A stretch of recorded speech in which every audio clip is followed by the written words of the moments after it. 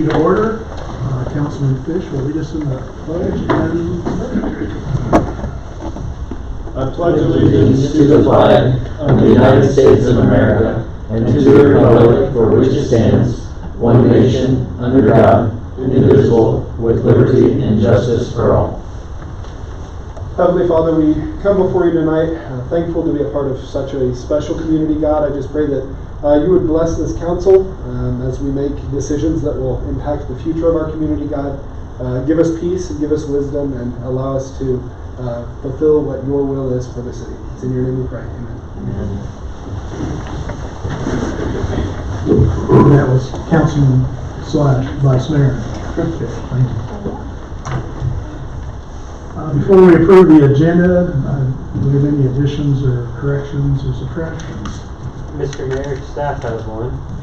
Yes, sir. We'd like to create an item I6 of new business. We'd like to request that the City Council consider authorizing, advertising the request for qualifications, seeking an architectural and engineering firm to advance the design of the initial phases of our North Park project. We did put a copy of the RFQ in front of you, and we'll have some slides associated with that item of business. You guys fine with that? Yep. I would entertain a motion to approve the agenda with the amended item number 6. So motion. Keaton makes the motion. One second. Second. 1 second. All those in favor say aye. Aye. Motion carries. On to item D, citizen comments. It's a quiet night in Goddard. It don't look like anybody's going to be here to speak up. That's fine. We'll move on to item E. It's like I have my little cheat sheet here. At this time, I'd like to give council a chance to declare any conflicts or communication they've had that might influence their ability to consider today's agenda items impartially. Any issues there? No? Okay, we're good with that. We'll move on. We do not have any appointments or proclamations. Consent agenda. Hopefully you want to take a look at those items. Nothing in there that's earth-shaking at all, just basic things. I'd seek a motion to approve, or better yet, I'll just make a motion to approve the consent agenda. We're at seconds. All those in favor say aye. Aye. Moving along, no unfinished business. Somebody better slow this train down or we'll be behind here in 15 minutes. Item 1, new business. City Administrator Craig Reset, please step to plate. Hello, Mayor, City Council. If you don't mind, I'm going to step to the side over here as we work through this item. A little bit of background. OPG, that's Overland Property Group, they proposed a mixed-use development project known as the Reserves at Meadow for the Goddard Galleria District in our Starbond area. This project is a 4-story, 60-unit multifamily residential complex with commercial spaces on the ground floor. 2/3 of these units would be reserved for those with low income, and 1/3 of the units would be market rates. Again, it would be in the Starbond District, south of Walmart. We are contemplating this evening an industrial revenue bond resolution of intent to facilitate the financing. It would also be financially supported by a KHRC tax credit program should it receive an award through that competitive program. So again, the purpose of this agenda item is to consider the IRB intent resolution, consider setting a public hearing as a part of that IRB process, and then also consider authorizing the development agreement. Everyone likes the pretty pictures, so I want to pop this one up here before we move to the next slide. You can see there's some residential density going on here. We've got 3 stories worth of the multifamily units. And then on the bottom, you're going to have the professional office spaces in the middle, and then you got a couple of end caps that could be reserved for restaurant space. They also have proposed a fitness area, a community room, and an outdoor playground. Just some highlights from the development agreement. The industrial revenue bonds would have the issuance of taxable IRBs up to approximately $20 million, as well as a sales tax exemption on construction materials and financing assistance. As is standard for one of these projects, it would include a 10-year ad valorem property tax abatement that excludes the protected up to 8 mills for the Goddard School District capital outlay mill levies. We have also availed to them the opportunity to establish the CID in the TDD. The CID is what's referred to as an add-on retailer sales tax that could be collected on their property as a part of retail purchases. And then there'd be an account held at the city where we would reimburse them for eligible costs. The city does have a 5% admin fee, so if it collected $100,000 in 1 year, we would retain 5% of that to make ourselves whole for our costs. With this being in the Star Bond District, one of the value add to the city of Goddard is that the development group would not benefit from the CID until the bonds matured, so the Star Bonds that is. So the CID can last for up to 22 years. As you guys know, we've got about 4 to 6 years at most until the Star Bonds mature. And so once the Star Bond maturity date hits, then they would be able to receive the add-on retailer sales tax that's collected in that area. So kind of a win-win scenario there for us. The Transportation Development District, it is not subject to the Star Bond debt service, and it would be for eligible costs related to transportation expenses such as parking lots, drives, and all the associated infrastructure costs with that. So up to 3 cents worth of add-on retailer sales tax just on their property to reimburse them for eligible costs. The CID eligible cost is pretty broad and encompassing. It pretty much includes most things other than land acquisition, and it can even cover some of their operational costs. So it's a nice value add there. We've also contemplated fee waivers, which is traditional again for a project of the like, as well as availing them to the opportunity to request special assessment financing. So a little bit of the public purpose and economic impact. Just want to note that the mixed-use development aligns with our growth strategy by providing quality housing options and commercial opportunities. It aligns very specifically with our annual goals established both in fiscal year 24 and 25, which were to attract Class A apartment projects as well as restaurant and retail. Obviously, economic development, attracting business and residents to the areas. We'll have increased foot traffic in the Star Bond District. It addresses a housing need by expanding the availability of low-income housing and market-rate apartments. You guys are probably aware that we do not have any modern low-income housing opportunities. So think of folks that may work in our community but don't have the opportunity to live here as well. They're having to commute because we don't have options for them that fit within their means. So, and then of course there's the general long-term revenue that we will receive through the property values and then the sales tax collections. Here's a project timeline. The preliminary application was already submitted as I understand it, and this project was invited to submit a full application based on its current merit. The full application would be submitted by the May 23rd. We would know if the tax credits were awarded by the end of summer. You see August 8th, and then you can see we start to get into the entitlement process. So assuming that things continue to move along, it's possible that we could see this project complete in spring of 2027. Financials, so I think it's very important to note the IRB issuance does not obligate the city financially beyond facilitating the bonds. Sometimes there's a common misconception out there that with the property tax abatements that other citizens are supporting this project. That's not true. Currently it's an empty field that's generating zero revenue to our community, and by awarding this project there will be an immediate return with the school district's mill levies that they get, and then of course all the indirect economic impacts, the sales tax collection from purchases online from the folks that live there. Obviously they're going to create some more foot traffic in the commercial area, so there's some immediate benefits as well as the long-term ones. So I think that's all I wanted to share with you guys. The legal team worked really hard to turn this around for us. We were, and that goes for both sides, but we wanted to put this in front of City Council so we can get it in the full application that will go to KHRC. KHRC likes to see the local investments, so the more of these types of things that we can have accomplished before they apply, the higher our project would score on the matrix there and increase the likelihood that the project will occur. So here's the recommendation. We would ask that you consider approving the development agreement and the IRB resolution attached, setting the public hearing for 12 p.m. That's noon on Tuesday, March 25th, location City Hall, and authorizing the mayor to sign the documents. Mayor, if you wouldn't mind, I want to give Austin Cack with OPG the opportunity to introduce himself and share a dialogue. I'm going to ask you maybe to just give a little background on the company too, and I think it's important that people in the community know this isn't the first apartment complex these guys have put together. So. Yeah, absolutely. My name's Austin Cack. I'm a developer for Overland Property Group. Just a brief background on OPG. It's a Kansas-based developer, so we were founded in Salina, Kansas. I'm from Salina. Both of the managing partners for OPG are from Salina as well.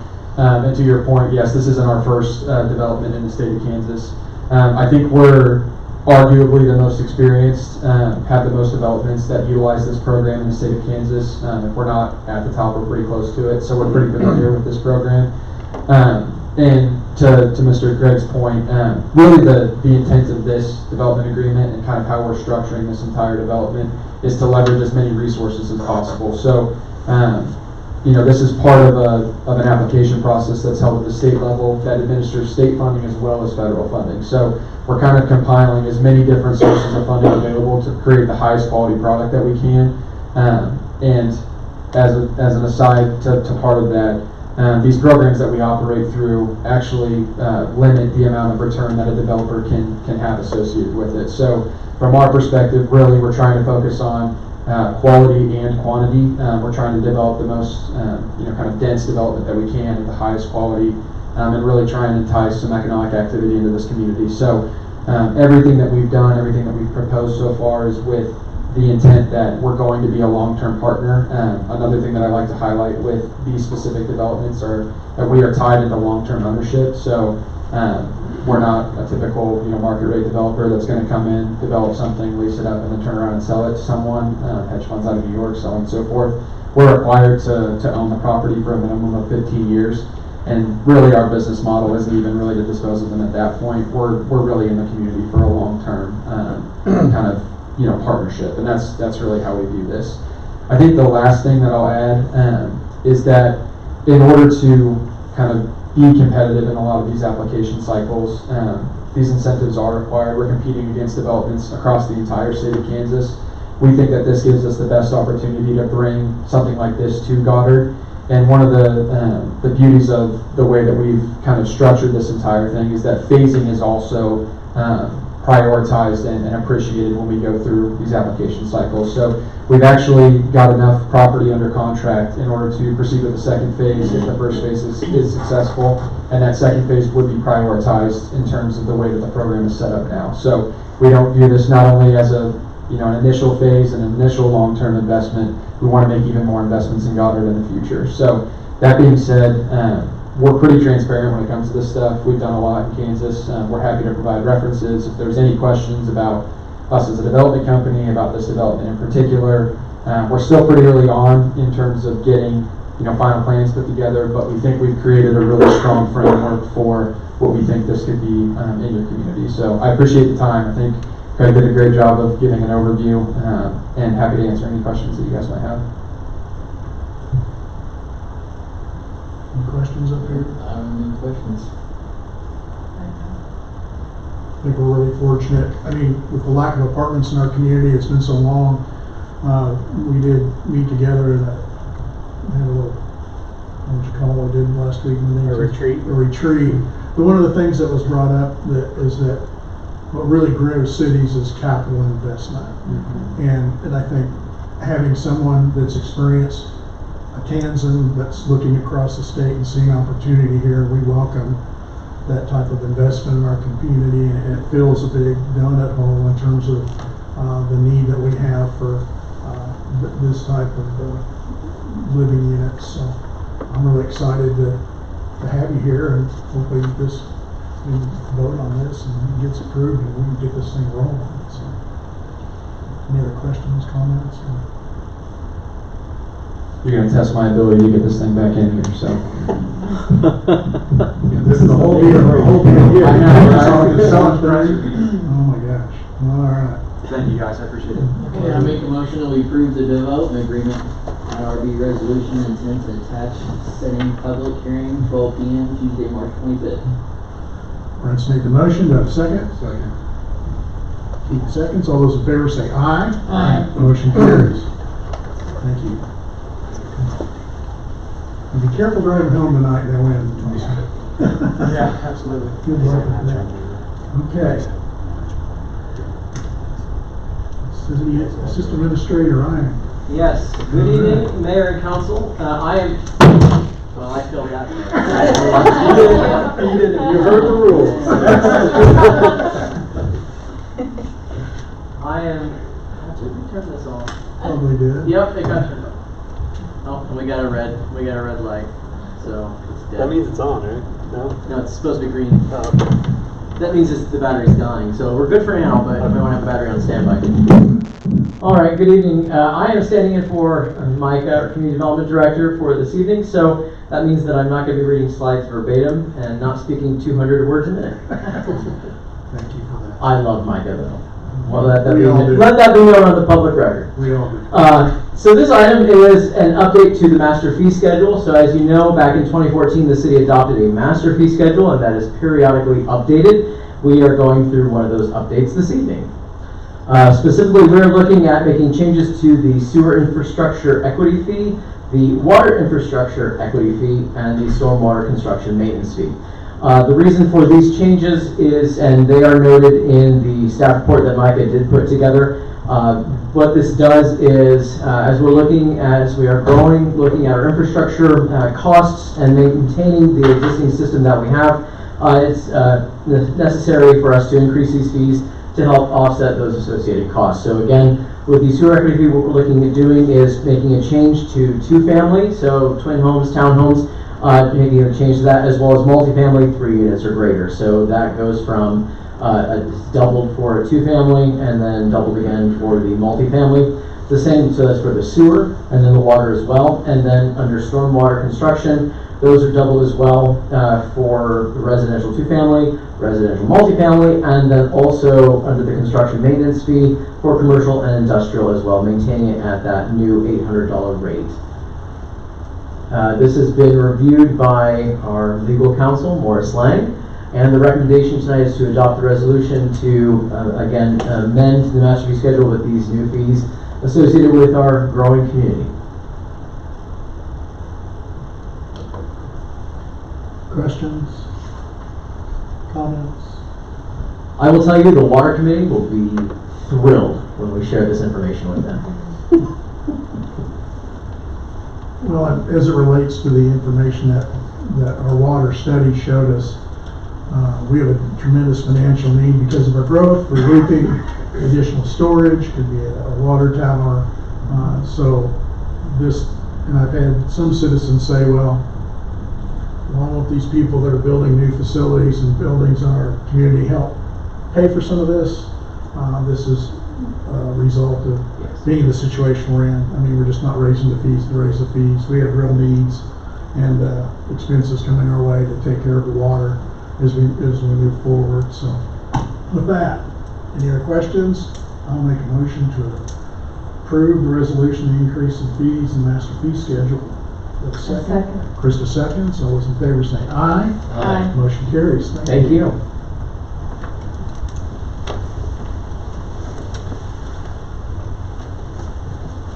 Next matter. Honorable Mayor and City Council, I'm pleased to present you with agenda item I3, which is the request to authorize bidding for the 2025 street projects. In 2024, we embarked on a new property tax initiative down to the 5 and 5.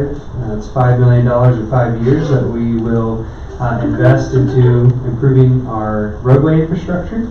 And in 2024, we did a full rebuild of First from Main to Walnut, 2nd Street from Goddard Road to Walnut, Walnut from 23rd to the Trail, as well as the North Frontage Road. There's also a cul-de-sac in the Seasons as well that I didn't get added to that list. So 2025 calls for a complete rebuild of 3rd Street from Goddard Road to Walnut, that is, and as well as 1st Street from Goddard Road to Main Street. So all of Third essentially, and then kind of finishing where we left off with First Street last year. This also includes, there's going to be just the annual maintenance that we're going to discuss as a part of this. So here's a map of kind of our 5 and 5 program. You'll see last year the roads in red that we completed.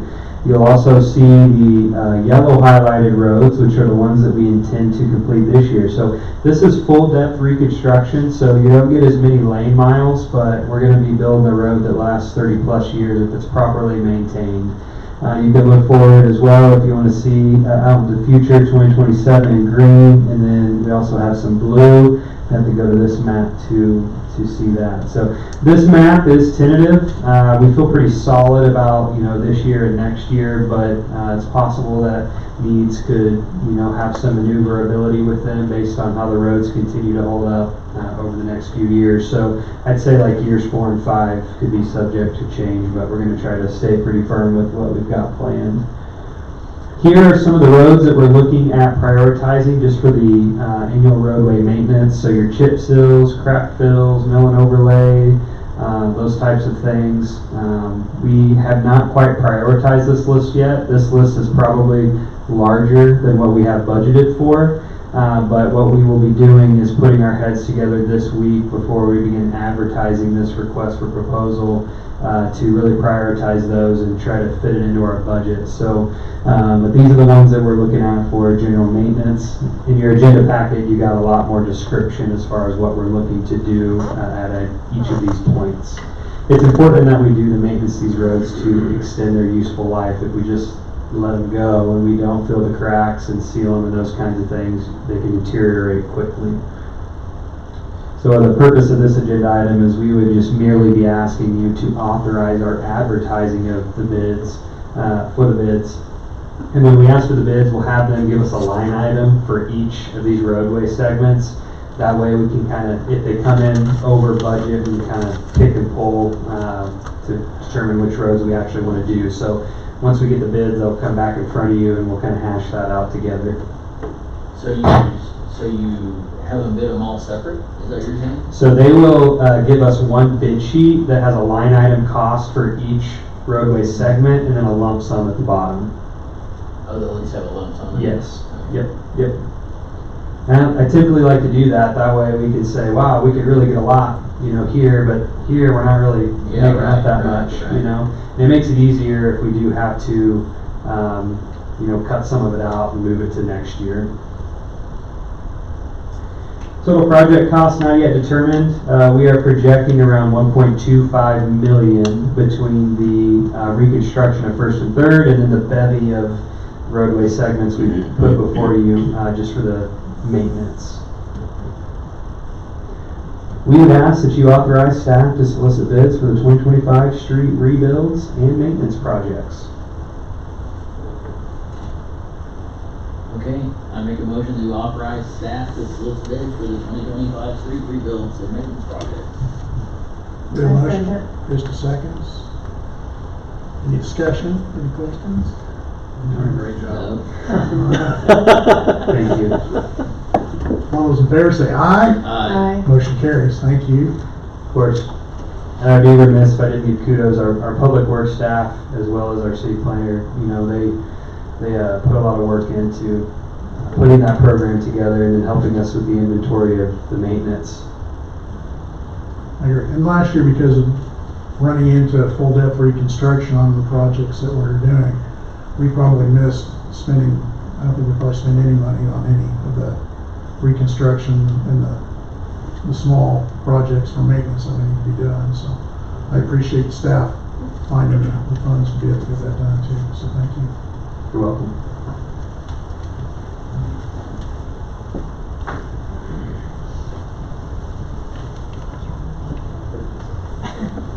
CFO Brooke Carroll with the most detailed budget calendar presentation you've ever seen done. Oh, well. And I'm excited to see it. It's hard to believe that we're already thinking about budget season, and we've been working on it starting in January, and I had a really hard time fitting every single one of these things to get us to the finish line. So the calendar that we have in front of you is definitely tentative, but we've actually tried to really pinpoint dates and times that make this work for everybody.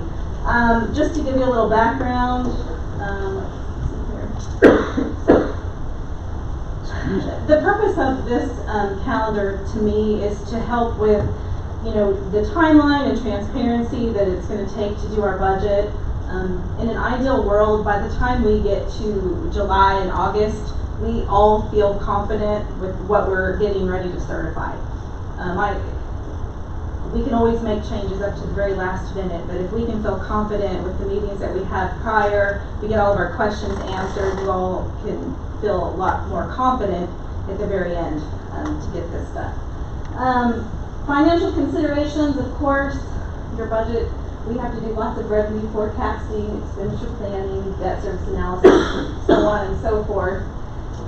It's very important that we comply with the Kansas state statutes and do all of the public notice requirements. Recommended today, I would just like for you to provide any feedback, and we could formally adopt this budget if you like. And then finally attached, you do have this calendar here that was provided.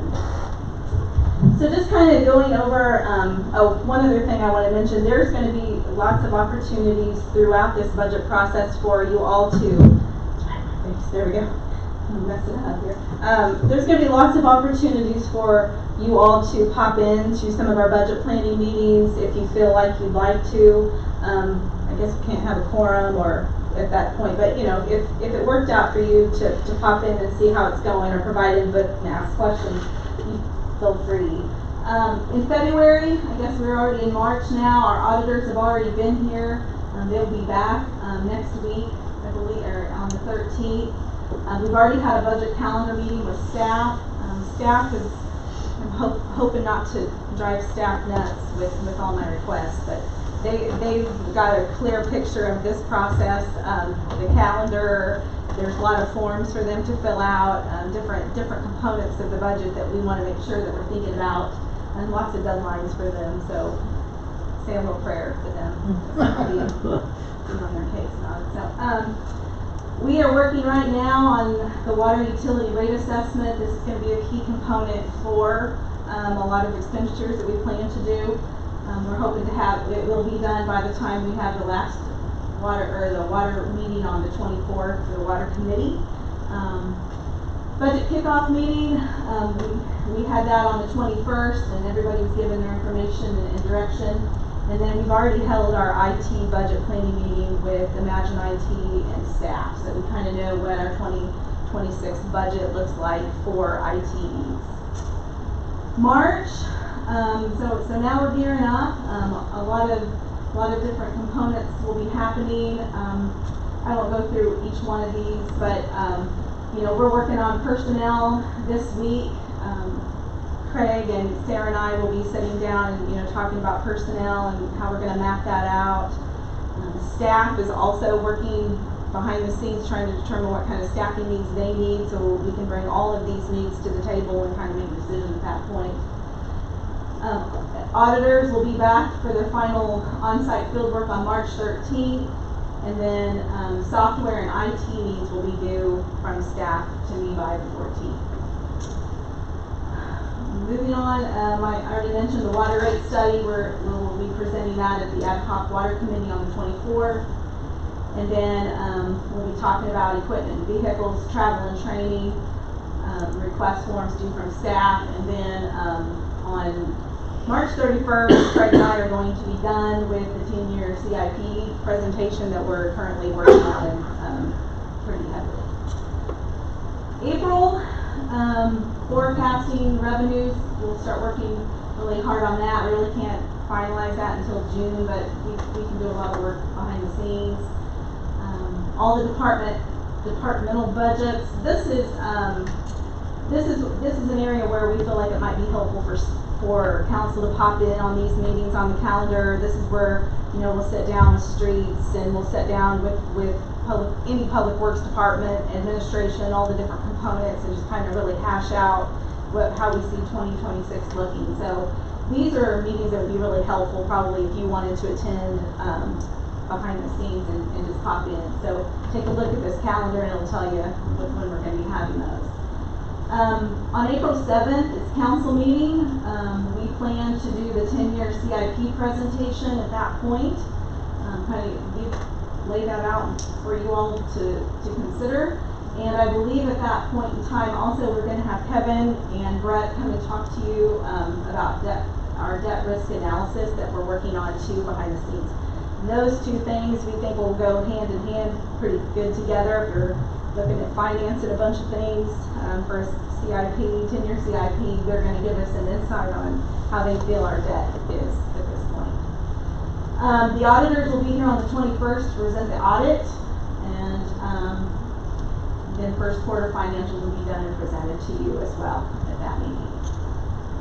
Departmental operating budgets are due April 25th. So hopefully by April 25th, all of our departments have determined pretty much what, I mean, we're going to have some time to shift things around, but we're working really early to try to get these numbers and figured out.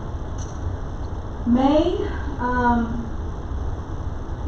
okay, so the 2026 workbook, budget workbook, that's all those fun sheets that you get to fill in. The state makes them so easy. So we'll start filling in those, and then just making sure we will be going for the GFOA budget award, and just making sure that we have all the requirements in place to obtain that award. Kevin doesn't know this yet, but we'll be scheduling a meeting with him and Brett to discuss debt service and financing project discussion, just kind of finalizing how we want to roll forward 2026 after the CIP and after the debt risk analysis. Then we can kind of work into that. Finally, on May 15th, it's will be our final senior staff meeting. This will be, let's not talk about it anymore, bring it here. All changes, all departments, this is what we truly want, this is what we need. And then, of course, there's going to be social meetings as needed. In June, we'll receive the 2026 budget information from the county clerk, which will be real exciting for everybody. So that's when we'll really know what our revenues look like and how much we can really spend. Then we can finalize those revenue forecasts in the budget packet, and then the 2026 budget proposal presentation will be offered to council on June 20th. So at that point, you know, you guys have popped in, you've heard all of our meetings, you've asked questions. At that point, hopefully we can draw a picture that everybody understands, and we'll work from that.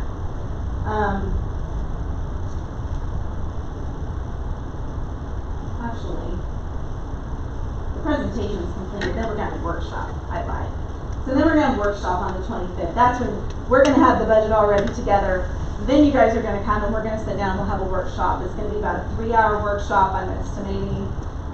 We'll go through everything that we have, and then we can really hash out the budget at that point. At that point, we will make the updates to whatever you guys have, and staff, and incorporate those, and then we'll start prepping for a community engagement event. We will feed you during the workshop, and we might even feed the community during the engagement event. Yeah. So we want to have plenty of opportunities, like I said, for you all to talk and discuss. We want the community to feel like they get input, get to be part of the procedure as well. In July, we're kind of basically cleaning up everything. We're going to have another budget work session after we do the community engagement. That way, you guys get some more information and feel free to change your minds on things. After you get talked to by your citizens and get their input. So then we can finalize that. And so, pretty much that's going to be pretty much it. We'll put it all together after that, and then get ready to certify it in August. Pretty much just certifying it and moving along, and hopefully by August we feel really good about everything. Our questions are answered. So September. So anyway, that's what we have. Like I said, this is tentative.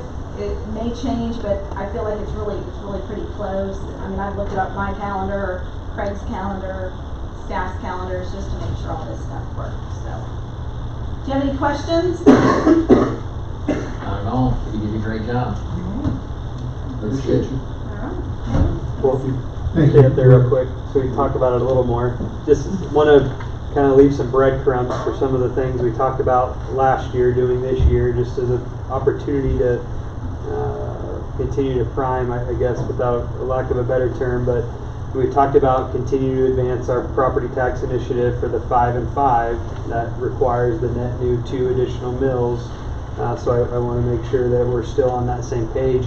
We've got several months ahead of us. If you wanted to change course on that for some reason, we're not anticipating that, but if that's something you guys want to continue to do, tell us. Yes, we want to keep doing that. That way we can factor it into the work that we'll be doing. So there are some legislative issues that are floating around out there that could create some variables for us. So we'll see how that works. There's bills in the House Tax Committee that are talking about abolishing the revenue neutral rate and kind of going back to a tax lid scenario with a few different changes. So that could create some challenges. There's a Senate bill out there that talks about capping property tax valuations at 3%. That's not going to have a huge impact on us because most of our new revenues derive from additional rooftops. We had to pick between the House one and the Senate one. And I had a vote, I'd say the Senate one. There's also a bill out there that discusses a multi-year average to determine appraised value of a home. And that one's also kind of more of an incremental change versus really what I would say wholesale changes with this house tax bill. So there's some things that could affect the calendar a little bit that we have a lobbyist up there working on, so we'll keep our ear to the ground. But I just wanted to share with council some of the things we talked about last year, some of the variables that could arise, and Brooke and I will be standing ready to react to any feedback we get from you guys, or if there are legislative changes. I would hope that if they make changes, they would be wise enough to make them effective in fiscal year 2027, not for the budget year we're currently planning on, but you just have to be most popular to earn those seats, similar to some of the others out there. So not always does that create sound decision making when it comes to these types of processes. So we'll be praying for the best result. My one comment is I think it's really, hopefully the staff appreciates this too, because it gives everyone input up and down the ladder. It gives us the opportunity to provide proper oversight without meddling. And it's responsive to the community. They can have opportunity to provide input. This is a real step up in terms of process and where we want to be going. So thank you for taking the time and putting everybody on the staff through all the torture, doing worksheets and numbers. So, but it's important, and it gets back to doing things the right way and doing the right thing. So I appreciate that. Hey, what was the time on those workshops? What time is that? They will be from 6 to 9 in the evenings on various days.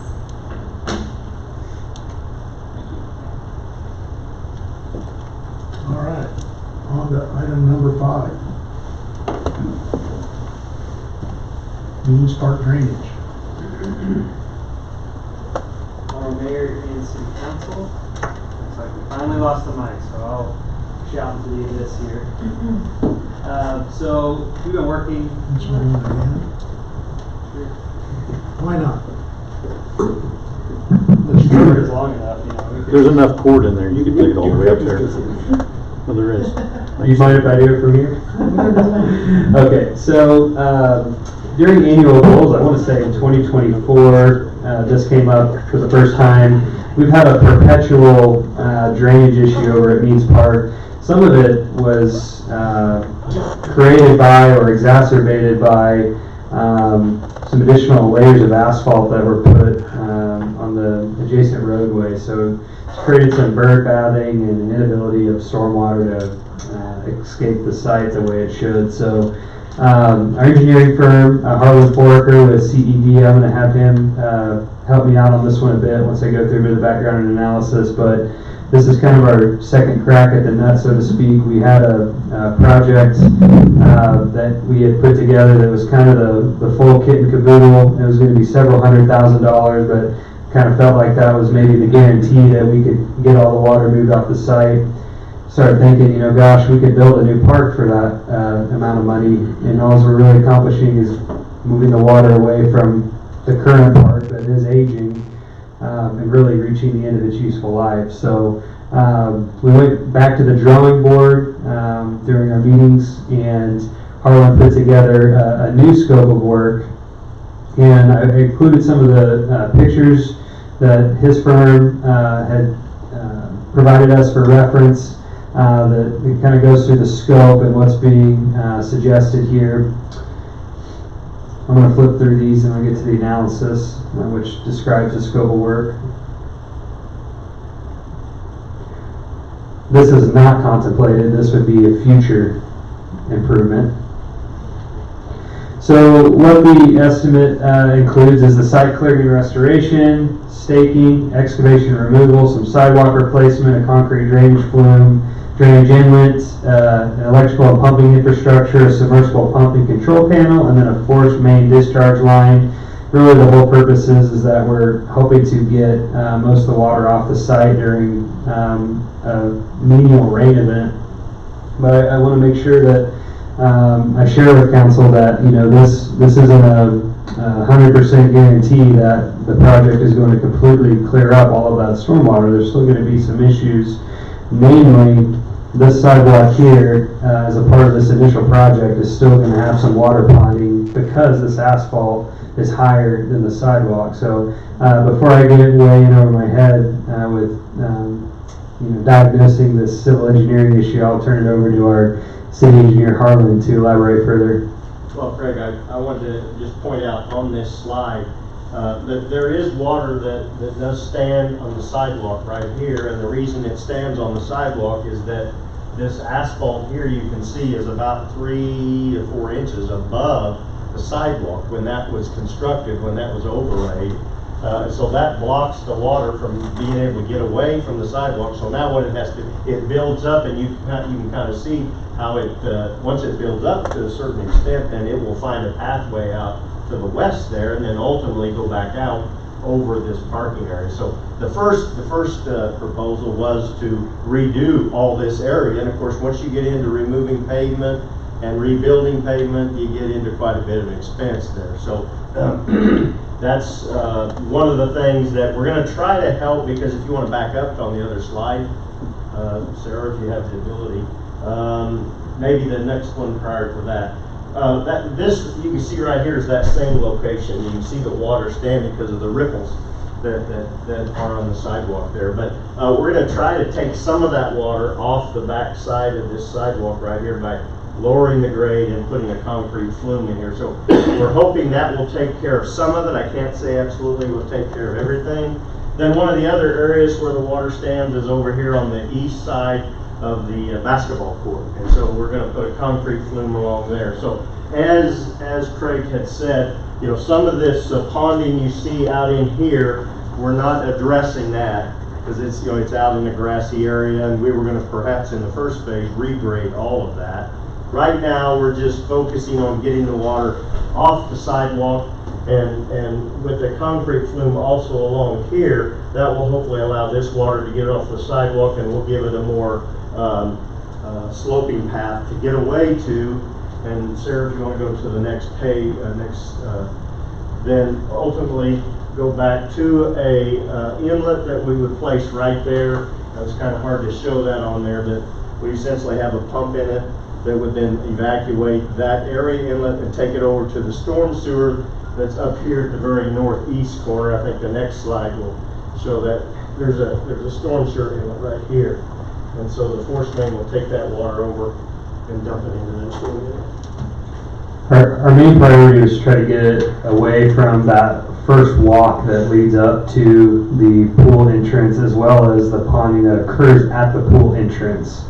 And we're hopeful that this strategy will accomplish that. And then, as Harlan mentioned, it should also get rid of some of this water here further east. But until we come in and do our next maintenance on this road, it's probably pound foolish to make an attempt here. So we talked about maybe lifting this sidewalk up, just pouring a new sidewalk over it and putting some French drains in, that sort of a thing. That could still be on the table maybe for next year. So we're kind of maybe piecemealing, taking the incrementalism approach versus, spending several $100,000, just to move stormwater. This is still an expensive project. The total estimate is $72,000. Of course, if you're looking at just construction and the subcontracted work here, around $50,000.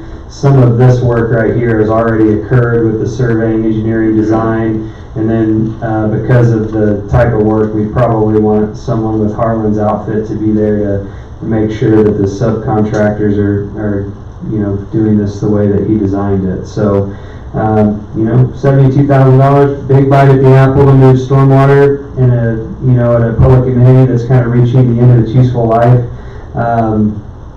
If this is something you guys want to do, we'll get it done, certainly, but I think it is something to contemplate. So. Craig, if I could Sure. mention, I think some of this estimated construction cost, because Brooke stepped up and said he and Gary could perhaps take some of this work on based upon the ability of the Public Works Department. That cost could possibly be reduced there, because some of this cost is, you're essentially you're already paying for that staff. You just have to be purchasing like materials, concrete and such, and the inlets and some of the electrical work being done. So that was kind of an estimate based upon if we were going to try and hire this out, but we're going to try to accomplish some of this with the Public Works staff. That is true, Harlan, and I don't want to say we've waffled. I think we will at least do the concrete work in-house. We feel pretty good about our skill set with that. But because we're pressing up so close to the pool season and competing priorities, it's probable that we're going to still contract most of this out. But it is also true that we could probably fit in the concrete work, which, that could be a substantial savings, maybe 15-20%. So. Sure, yes.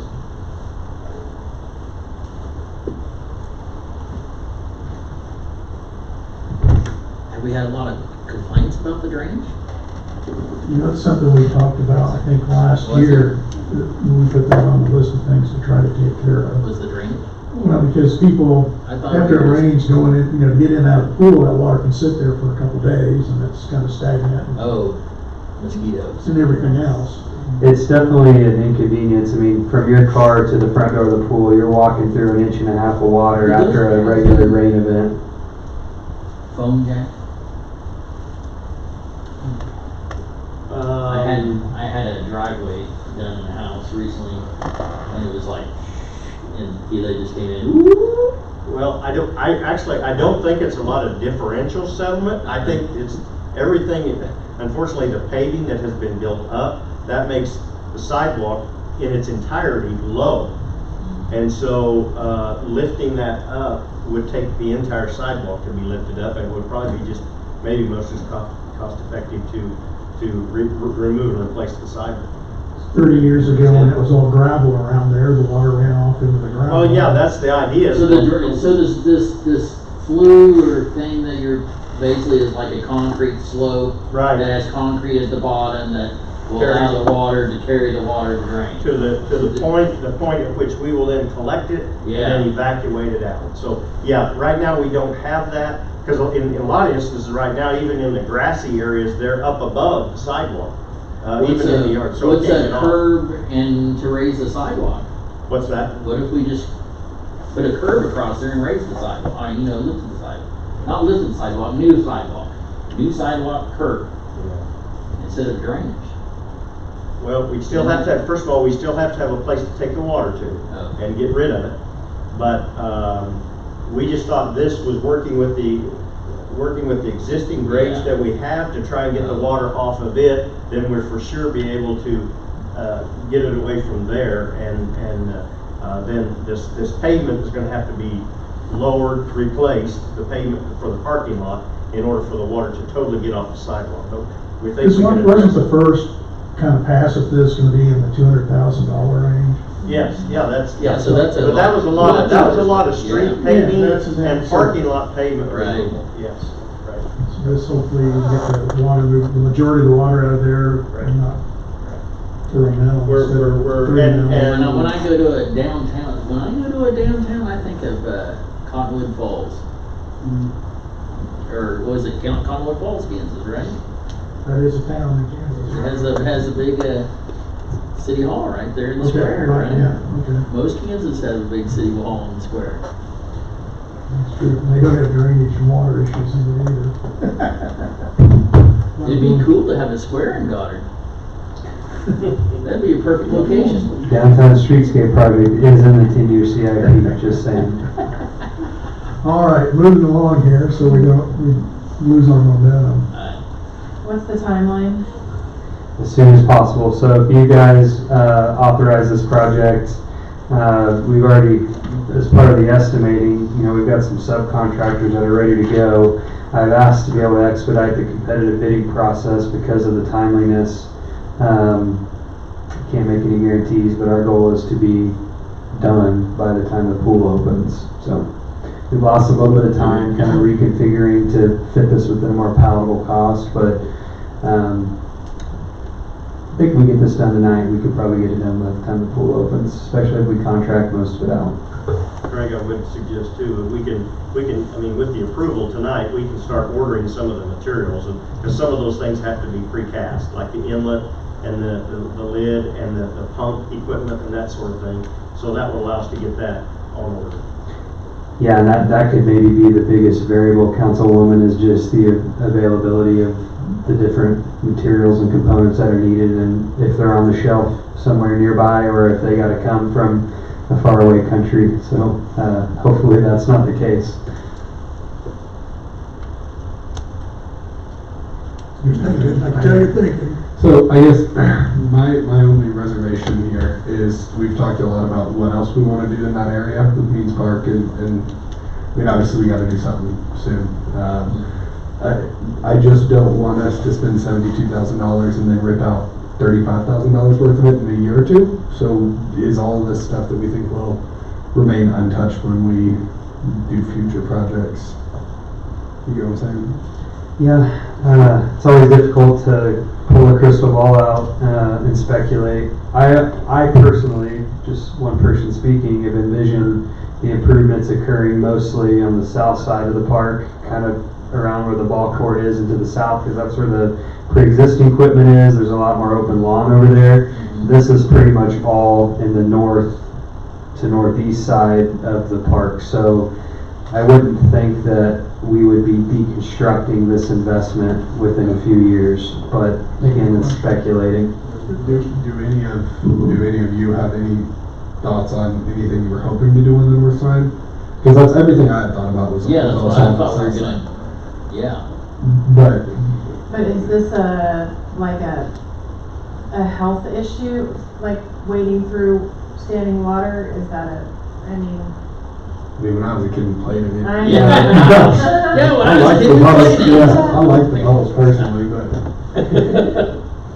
I mean, it is a health and sanitation issue when you have standing water. That's a reason why we don't allow people to have tires in their yards and things that accumulate water. We don't want mosquito and bacteria growth and attraction of vermin and those kinds of things. So I would say yes to that question. We could just give the pool people a big old squeegee. They There could you just go. sweep the Yeah. driveways. Actually, I have fond memories of Chief Beagley and I doing that at movie night when I was an intern. We were squeegeeing water all over the place trying to get it out of there. I don't know if you remember that. You squeegee it out, and then it ripples right back, Straight back. just back and forth. No, I think it's probably money well spent. It's take care of there's a health issue here, mosquitoes, different things. A lot of maybe the additional work that's done later on in terms of even the parking, if we reduce the grade of parking, that's not going to impact what's being done with this. And I think whatever we do in the future, I don't think there'll be too much we do on that side anyway, other than maybe extending that ball court or whatever. Which anything we do to change the grade would improve the movement of the water. So.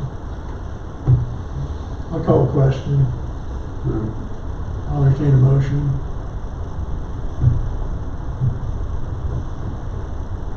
I think my only additional comment would be, and obviously you guys understand this, but emphasizing the importance of trying to get this done before they open. I would hate for opening day to be surrounded by orange cones and toddlers gotta go this way because there's a hole right there, and there's too many little bitties running around for there to be a big hole over there. So that's my other reservation. So make a motion to approve it, let's go. Mayor, I hope that you would allow staff. We don't want to be gun to the head, so to speak. So if we get to the point where we're 4 weeks out or 2 weeks out, and we're getting ready to get to this next step, and there is going to be a bunch of unsafe construction going on, what we would probably do is pause where we're at and pick it back up in the fall, because we don't want to have an unsafe area over there during the pool season when the kids are running around. As long as you'd offer us that grace, then of course. We could delay opening the pool a week if it was that close. Yeah, Or, that's right. because if we have any more winter school days, if they're off, they're extensive. Spray for snow. Yeah. I'll entertain a motion to approve this, and we'll move on to other things. I make a motion to approve this. To authorize staff to complete Moons Park drainage project for the amount not exceeding $72,000 and provide the city administrator with authority to proceed with subcontractor selection and execute any estimate or proposals for the subcontracted work. Krista makes the motion, Second. Brent seconds. All those in favor say aye. Aye. Motion carries 4-0. Thank you. I was nervous for a second. No, not at all. All right. Moving on here. Item 6, not on the list. Oops. There we go. It appears magically. Okay, so this is a late ad. This was not in the agenda packet. Staff had some time today to get it together, and we felt like if we could, and the city council was cool with it, we'd try to get it on tonight.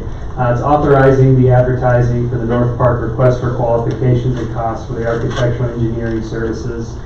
So in 2024, we completed the North Park Concept Master Plan, a year long of community engagement. We had lots of time to share dialogue with our citizens about what they wanted to see in the North Park.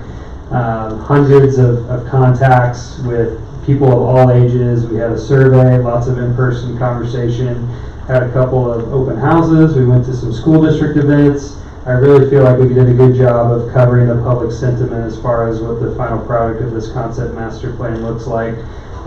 So we're excited about that. With the Concept Master Plan being completed, the experts would say that's about 30% of the full design. The next steps would include selecting an architecture and engineering firm to bring the design to 100% alongside city staff, the council, and the North Park Ad Hoc Committee. To ensure the successful planning, design, and construction, we have evaluated several different project delivery methods, and we feel like because of the variables that are involved in this project, that the construction manager at risk approach could be the best fit. Real quick, I've got some photos of the Concept Master Plan just to get the idea box going here a little bit. If you guys recall what this park could look like.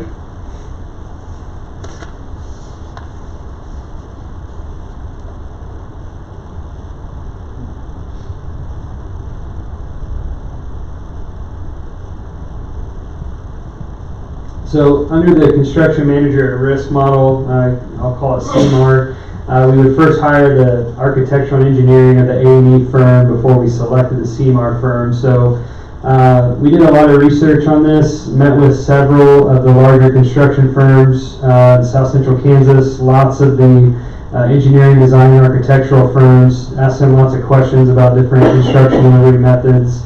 Kind of talked to him about the merits of our project, what stage it's in, some of the things that I felt were important to council and the ad hoc committee, and a culmination of all of that, we felt CMAR would be the best. It would allow for the early project coordination, cost control, and efficient construction oversight. The A&E firm would be responsible for advancing the project's design to construction-ready documents. the A&E firm, we would put the RFQ out for that probably this week. Here in a few weeks, we make a selection with the ad hoc committee and the city council, and then the CMAR firm would be selected through another competitive RFQ process once the project has been about 60% design, which we think would be somewhere around the end of summer. So the value in that is bringing the people into the fold who will be building this in the field as a part of the design process, will allow for better cost control, better points of accountability, and better opportunity for us to limit change orders and things of that nature. So I mentioned some of the merits here with this CMAR delivery method and the greater cost control aspect. We would require at some point a guaranteed maximum price. So we bring them in about 60 to 80, and about 80% design. We would establish a guaranteed maximum price. At that point, we would have a very solid idea as far as what council would like to spend on the North Park project. And so having that identified with the CMAR and the A&E is important, because I feel like there's still a little ambiguity as far as what we want to spend. We got to work this into our CIP. We got to figure out how we're going to finance the debt, that sort of a thing. So we'll be able to continue advancing the design with not a firm budget in place, and then we can bring the CMAR on to help us really refine this and figure out what the phases are going to be. So I feel like that's a positive. We would require open book pricing and competitive subcontractor bidding. So one thing I like about that is, once we get this to that 80 to 100% design, we would work with the CMAR and the A&E firm to work with a list of city-approved subcontractors. We would see all of the pricing and the bids submitted by the subcontractors, so we understand where profits are, what the actual costs are to build a project, and that sort of thing. So it increases transparency. The other delivery methods are design bid build and design build. So I kind of do some comparisons as far as CMAR compared to those. I really like bringing the CMAR in so the contractors involved early, work with the city on any value engineering and constructability reviews. It also makes it so we can have some assuredness that the companies aren't replacing a higher quality material for something that's lower quality and hiding profit in that, if that makes sense. So there's a way to do an asphalt parking lot for a lot cheaper than what it should look like, and so we want to make sure that mix is right, sort of a thing. So that was maybe one example, but looking at the material type for different kinds of things. The project delivery, I think this would help us reach an October 1 groundbreaking. We always kind of hope we begin building this project maybe of October of last year, but if we advance things this evening and stay on the same track, we might be able to start construction towards the end of this year. So here's a look at a tentative timeline. So if you guys were to authorize this tonight, the A&E firms would have to submit their proposals to the city by April 17th. The ad hoc North Park Committee would make a recommendation from those submittals to the city council. And then if you guys awarded a contract to them, we would advance the design from that 30 to 100% all the way to final construction documents. We have budgeted for the A&E firm costs. Then at around 60%, which we would anticipate to occur around early summer, that's when we would start advertising the RFQ to bring in the construction manager at risk. And we would hope to select them by the end of summer and bring them along. And then we can really final out that design from 60 to 100% with an anticipated groundbreaking of October 1. So we want to have sufficient time for all the different coordinating that would be required. So again, funding for the professional services with the A&E firms already been decided. The exact cost will be determined upon negotiations, and we would work with the committee and the council. And with that, we would ask that you guys consider authorizing us to make this advertisement. It's not locking in anything, just gives us the ability to go out and seek the firms that would be interested in completing this work. So With that, I'd be glad to take any questions from the council. Questions? Not at all.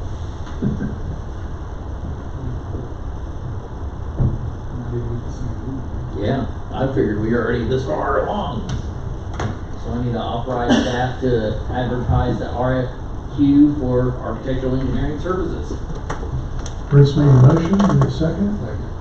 Keaton seconds, all those in favor say aye. Aye. Motion carries 4-0. Thank you.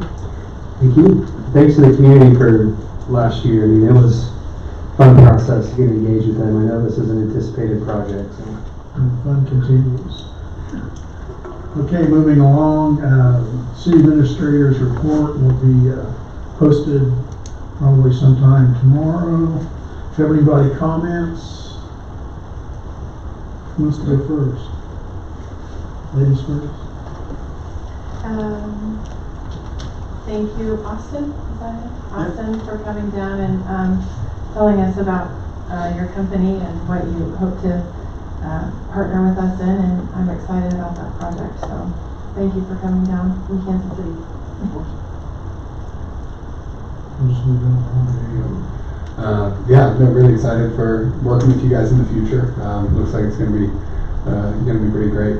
I was joking with Craig when I first saw that picture because you put some geese over the building. He did his research, man. Yeah. I saw the birds and I was like, oh, that'll bring in more birds. It's good to know. No, but really excited. Designated hunting area. Yeah, exactly. We can work that out. Yeah.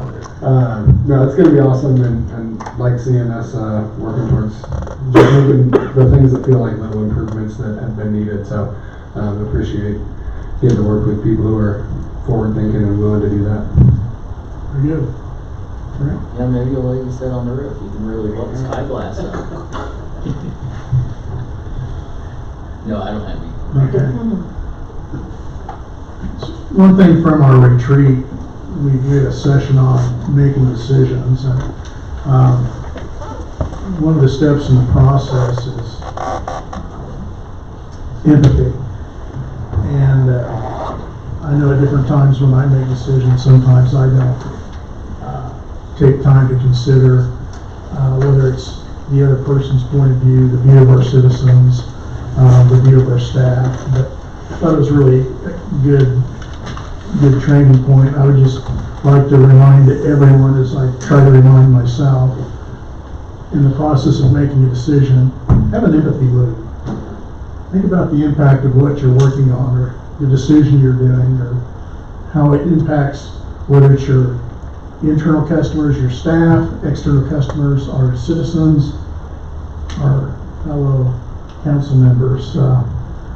It's always good to maybe try to take a little more time and be a little more thorough in terms of thinking about the other side of things. So I'll try to do that going forward, and I just want to encourage everyone else to consider that as well as we move forward into 2025, quarter century from 2000. So with that, we'll move along here. We've got a couple of executive sessions. Need a motion to Make a motion to move to enter the executive session for consultation with city attorney for the public body or agency which would be deemed privileged in the attorney-client relationship per KSA 75-4319B2 to receive advice regarding a matter including the city administrator and city attorney, with the regular meeting reopening at 8:25. A second. It's moved and seconded. All those in favor say aye. Aye. See you all back at 8:25. Thank you, guys. You guys. Great. Thank you guys. Yeah, thank you.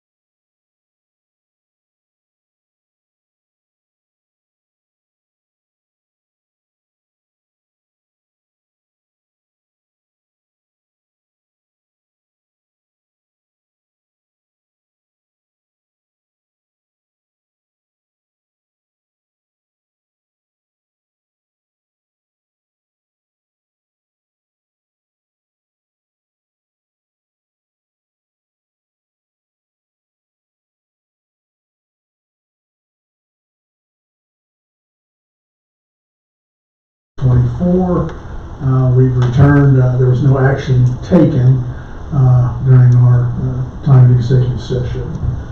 Moving on to L2. Who wants to be the reader of this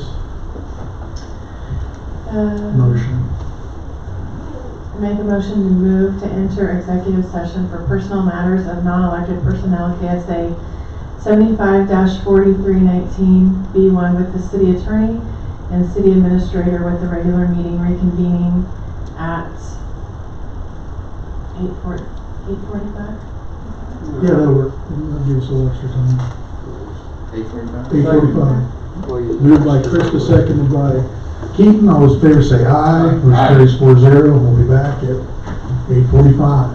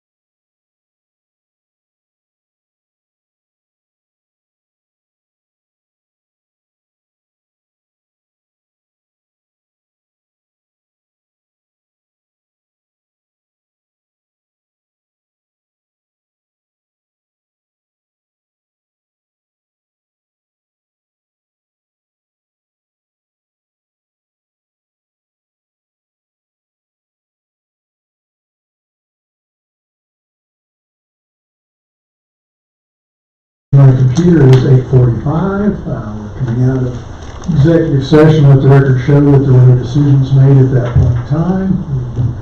I'll now entertain a motion. I'll make a motion to actually adjourn so we go home. Third. We have a motion to second. All those in favor say aye. Aye. Carries 4-0. Good night. Thank you, everyone. Robert said.